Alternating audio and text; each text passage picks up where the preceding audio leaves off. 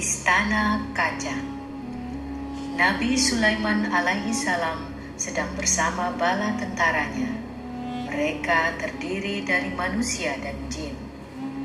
Hari itu, Nabi Sulaiman mengetahui bahwa Ratu Bilqis dari negeri Saba akan datang. Siapa di antara kalian yang bisa memindahkan istana Ratu Bilqis ke sini sebelum Ratu Bilqis tiba? Tanya Nabi Sulaiman. Ada jin yang sanggup melakukan itu. Jin itu berkata, "Hamba sanggup memindahkan istana itu sebelum pertemuan ini berakhir, tuanku."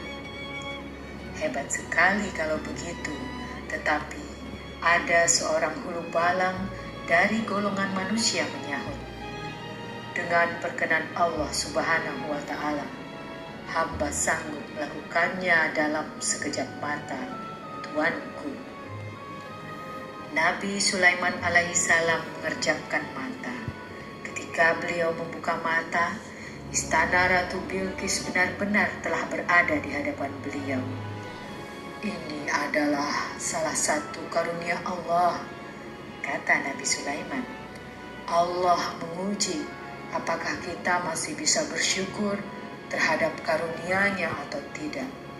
Jika kita tidak bersyukur, berarti kita menjadi sombong. Allah membenci makhluk yang sombong." Nabi Sulaiman alaihissalam lalu memerintahkan supaya istana Ratu Bilqis diubah, diberi hiasan-hiasan yang indah sehingga menjadi lebih megah daripada aslinya. Tidak lama kemudian datanglah Ratu Bilqis dan hulu balangnya. Ratu Bilqis terkejut melihat istananya berada di negeri Nabi Sulaiman. "Apakah istana Anda seperti ini?" tanya Nabi Sulaiman alaihissalam. "Tampaknya ya, persis sekali. Tetapi yang ini lebih megah dan lebih indah.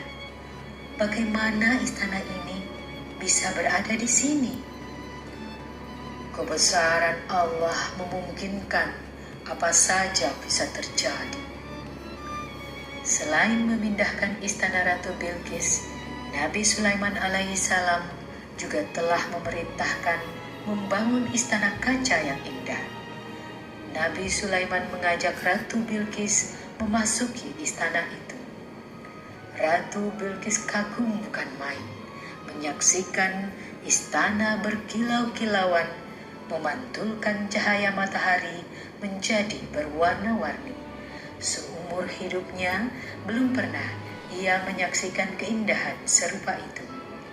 Ketika memasuki istana kaca, Ratu Bilqis mengangkat gaunnya hingga sebatas lutut. Ia menyangka di lantai istana itu ada air menggenang. "Apa yang Anda lakukan ini?" tanya Nabi Sulaiman alaihissalam. "Bagaimana mungkin di dalam istana ada genangan air? Itu adalah kaca yang berkilauan." Ratu Bilqis merasa sangat malu. "Oh Tuhanku, selama ini aku telah berlaku keji dan bodoh dengan menyembah Tuhan selain Engkau," seru Ratu Bilqis. "Sungguh Engkaulah Tuhan semesta alam. Kini aku memeluk agamamu dan menyerahkan diriku semata-mata untuk menyembahmu." Ratu Bilqis dan seluruh bala tentaranya masuk Islam, juga seluruh rakyat di negerinya. Mereka menyembah Allah Subhanahu wa Ta'ala, Tuhan yang Maha Kuasa. Tiada Tuhan selain Dia.